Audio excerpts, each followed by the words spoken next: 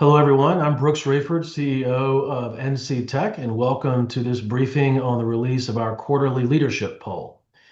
For the past few years, we've conducted a quarterly poll that asks some consistent questions about general business sentiment, and sometimes we include a timely question, and this most recent poll, as the last one did, has a question about the administration's approach to tariffs, and there's been some shift on that question, so we'll talk about that toward the end. The third quarterly poll for 2025 was conducted from July 9th through the 11th, and we are releasing those results today. You'll find this on our website at nctech.org/pulse once everything's edited and posted there. We polled about 350 people and had a 33% response rate. The respondents are members of the NC Tech Board of Directors, our Board of Advisors, CEOs of tech companies that are members of NC Tech based in North Carolina, and leaders of large tech hubs or sites in North Carolina whose companies are not headquartered here, but they have large tech sites here. Our sponsoring partner from the inception of these polls has been Stearns Financial Group. Their founder is Dennis Stearns, who serves on the NC Tech Board of Advisors, and he joins me today, as he typically does for these, to offer some of his observations on the latest poll as we go through. So welcome, Dennis. Thank you, Brooks. Good to be here. Always glad to have you. So I'll walk through the results and highlight some areas where we've seen some shifts in momentum or in sentiments, as I mentioned earlier, and we'll get started now. First few questions are really demographic, again, just to give you a flavor of who's answering the poll. Because it's a leadership poll, our respondents tend to skew a little more on the larger side and also on the C-suite side. But you can see here the breakdown of company size, or at least North Carolina presence. And it does skew toward that slightly larger size, but a pretty good spread there.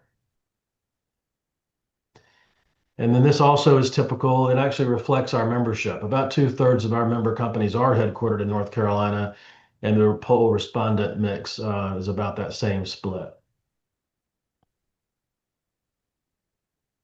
Role within the organization, again, C-suite tends to be dominant. This is no exception here. And then you see some other categories. IT and sales and marketing are the other two that are a bit higher.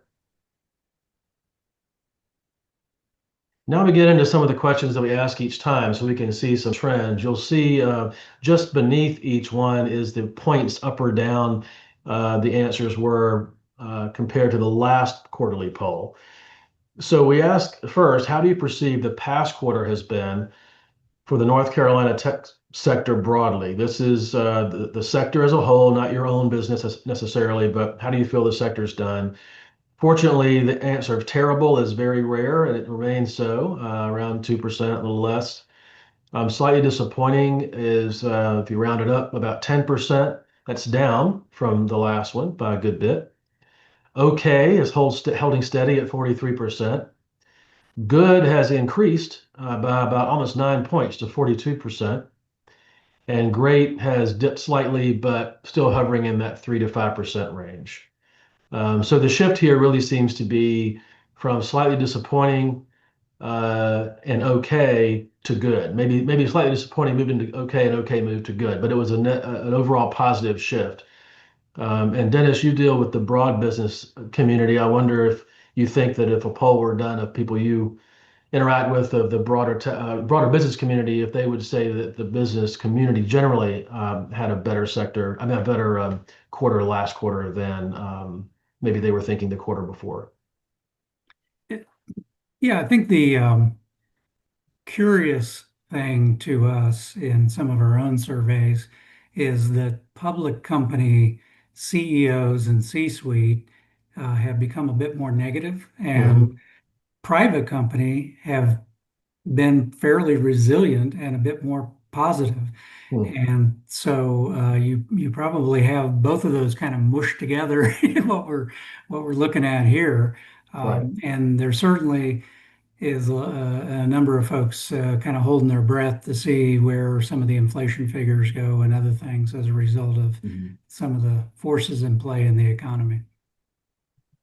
That makes sense. And one of the things that if those who've listened in the past, over the past couple of years that we've done these, This is the point at which I normally say that the next question asks about how your own organization did over the past quarter. And typically, people are a little more positive about that than they are about how they thought the sector did. And we often speculate that might have to do with just media and the news and people thinking, well, maybe the sector is having challenges, but we're doing all right.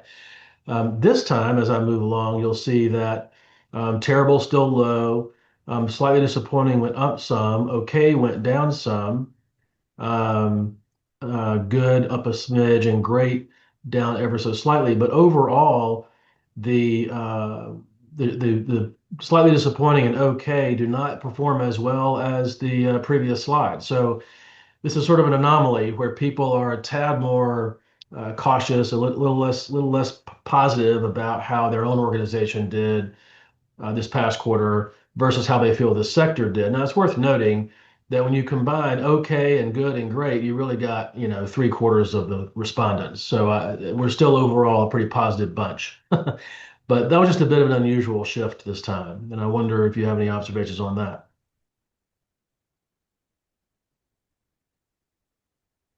Dennis? Yeah, I think again, there's a lot of subtext Yeah. going on here, and some of it is the concerns about where will CapEx, capital expenditures, where will those numbers go in the foreseeable future, given the effect on profit margins with some of the tariff things. But then you've got the other side of the coin, and again, technology is in a great place here, where the five top technology companies are expected to spend over $300 billion in CapEx. That's just an enormous number in the next year. So, but we've had more uh, sort of separation where we've got some companies looking to do great, and we have other companies that the age of disruption is not helping them. In fact, they're beginning to see some problems. So it'll be interesting in future surveys if we see that rift between the good trends and the ones who are getting affected negatively by the age of disruption, whether that separates even more. But this could be the early sign of it, exactly what we're looking at here. Yeah. Again, interesting to see the trend. So, one blip does not a trend make, but we'll see next quarter if there's continued similarity to these results. Yep. The next question is looking ahead. I expect that over the next quarter, our business will decline, stay the same, or grow. And this has seen some nice improvement. The decline went down a good bit from last quarter. Stay the same went down some, and all that seems to have shifted nicely into grow. So we're kind of back to what's been more typical over the history of the poll in 23 and 24, which is what we track back through. Um, and what you'll see is the optimism improving back to where we had been seeing it. The last quarter has seen a bit of a dip. So I don't know if there's anything new to add in terms of commentary there, other than although people may be a little more critical or negative about the past quarter, their look ahead is positive, and that could be for a variety of reasons. General economic matters, stock market is, markets are hitting still all-time highs, and so mood seems to be all right. We're now 6 months into a new administration, so people are digesting the economic moves there and sort of taking those in stride. Perhaps we'll get to a question in a few minutes that's along those lines. Do you have anything you want to add on that? Well, again, I think it's interesting that in the last quarter, we had the Conference Board survey of public company CEOs.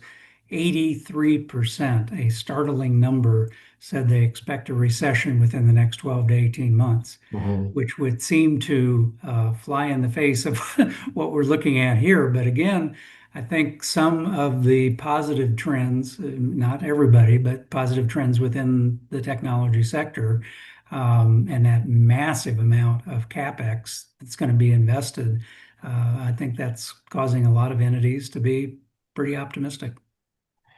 Yeah, and I think some of those surveys too were probably done about the time we had gotten word that GDP contracted in the first quarter, which some attributed to tariffs. The whole tariff regime was new. There might have been more uncertainty then. And I wonder if right now the sentiment would be so high that a recession's coming. But in the last time we thought a recession was coming, it never came. So we joked about it being the most predicted recession that never occurred. Hopefully the same will happen here. Exactly. It'll be when no one's talking about it that it actually sneaks up on us. Exactly. All right. We always ask about hiring. People are always very interested in this. Is your organization reducing headcount, maintaining, or increasing headcount? And here we have seen a shift toward more caution in hiring. Historically, we've seen very high percentages of the respondents whose companies or organizations are increasing headcounts. In 23 and 24, it was very typical for those percentages to be anywhere from 62 to 68%. So about two-thirds or better we're saying increasing headcount. The first part of this year, we've seen that drop. So 35% are increasing. That's even down from last quarter. But the last three quarterly polls, including this one, are 35 to 44% saying increasing. And so again, that's a drop from what had been in the mid to upper 60s for a long time. Maintaining headcount has held steady at 50% here. It was 51% last quarter, 50% the quarter before. But before that, it was 28 to 31%. So maintaining was on the low side. So what we've seen obviously is a shift from increasing to maintaining. Reducing headcount has jumped up too. It's still a small percentage, but we had historically been anywhere between 2 and 6%. And then the last quarter, it bumped up to 8, and now it's up to 14. So I think just again, caution is there. Not so much, and we also should say at the suggestion of some of our viewers a few cycles ago, we changed this question a bit. It used to ask about did you it kind of implied did you do any hiring last right now, or are you laying off right now? This is more about net effect. So reducing headcount could mean you're still hiring in key roles, you're backfilling positions, but maybe through attrition and some other things, you're overall reducing headcount or maintaining or increasing. So this question we think is a bit better gauge of the size of organizations and what they are trying to achieve.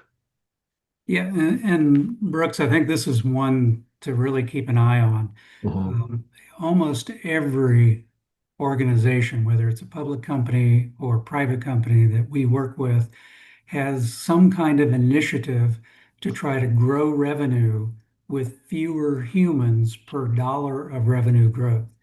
mhm, Not necessarily fewer humans overall, although maybe that'll come eventually. But with the rise of AI and other things, there are major initiatives. I mean, this is from very small private companies we work with to some fairly large public companies. And so we might again be seeing kind of the edge of the wave, if you will, on this question. mhm. Yeah, this will definitely be interesting to see how it goes over these coming quarters because clearly uh, nothing belies sentiment like what you're willing to spend, and so this is a barometer of that.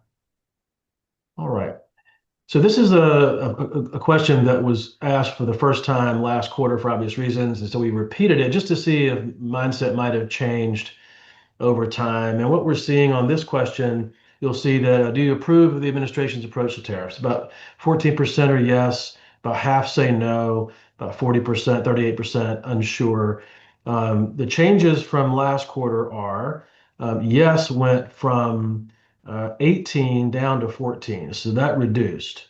No went from 52 to 49, so a slight decrease in no, but unsure bumped up quite a bit. It kind of absorbed all that shift in yes and no. So 38% are unsure, it was 30. So we have more uncertainty and less enthusiasm. So I think people are still in a wait and see mode. We obviously are seeing threats of tariffs with future dates. There's negotiation and a pullback, or then an implementation of a different number than was initially mentioned. And then deals are struck with different countries. on a reciprocal basis. So a lot of unsettled policy leads to obviously unsettled opinion here. Curious what you're hearing, Dennis. Yeah, well, virtually every day we hear somebody wishing that things would settle down. We have a Yeah.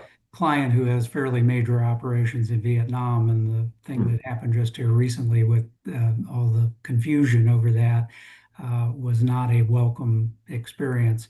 And, I think it's interesting how the unsure went up. We're collecting some good revenue on Hmm. the tariff side. Yeah. And our number one research outfit, who's actually been number one macro research on Wall Street for a number of years, they believe that the deficit increases in the big, beautiful tax bill will be offset by some of the tariff and some of the growth effects over the next 5 to 10 years. Now, there's a lot of ifs, ands, or buts in that projection, but some of that messaging has, gotten out to certainly the C-suite. And so I think there's a lot of folks saying, maybe this is one where, as one of my mentors used to say, don't judge an event until time has aged it. I will grant you there has been a lot of chaos around getting to whatever the tariff numbers are. And of course, that has well, one CFO of a major company said, I may lose all the hair I have left after the pandemic. So the chaos isn't good, but maybe that's part of the reason that there's a push and a pull, headwind, tailwind kind of thing, and that's the reason the unsure went up some.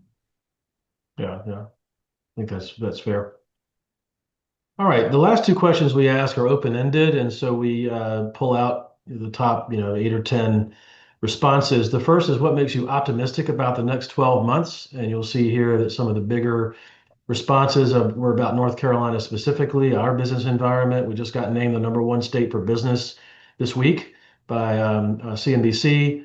Got a lot of attention for that. And the two driving factors for that were workforce and I'm blanking on the other one, but I had to do with so workforce and talent was key, but general economic environment quite strong.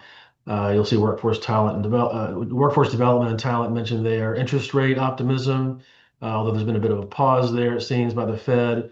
Economic stability, pipeline and business, and then AI growth. So it's funny how some of these things appear on for some people what they're optimistic about, and for other people it shows up on the next slide about what they're concerned about. So we'll move to that, and you'll see that others feel economics is a risk. So economic downturn is a concern. Tariff and trade policy we've just talked about. Layoffs and hiring freezes certainly showed up in our poll. Global politics and conflict is always a concern. Political instability kind of relates to that. One thing that's kind of specific to North Carolina, or particularly impactful, we are maybe the 10th largest state or so, but we are top five or so in recipient of federal grants and funding, especially in the area of healthcare, biotech, and so forth, the triangle in particular. So federal grants and funding cuts is, I think, high on the mind of people in North Carolina and our institutions, and especially here in the triangle. So Dennis, seeing those two slides about what people are optimistic about and what they might have some concerns about, what strikes you? Yeah. Well, again, it's the best of times and the worst of times. The anxiety level or the VUCA, volatility, uncertainty, complexity, and ambiguity, are pinging at very high levels, actually on all four of those pieces. And so I get it why the answers came out the way they are is Mhm. there's just a lot of fog of uncertainty. And if the political uncertainty couldn't have been worse, it got worse in that the party in power suddenly fighting among themselves and having all kinds of dislocations there And of course, we've seen that up close and personal with state of North Carolina and our state senator. So it's a time of pretty big anxiety and Mhm. a time of great opportunity on your next slide. Exactly. Yeah. Yeah. All right.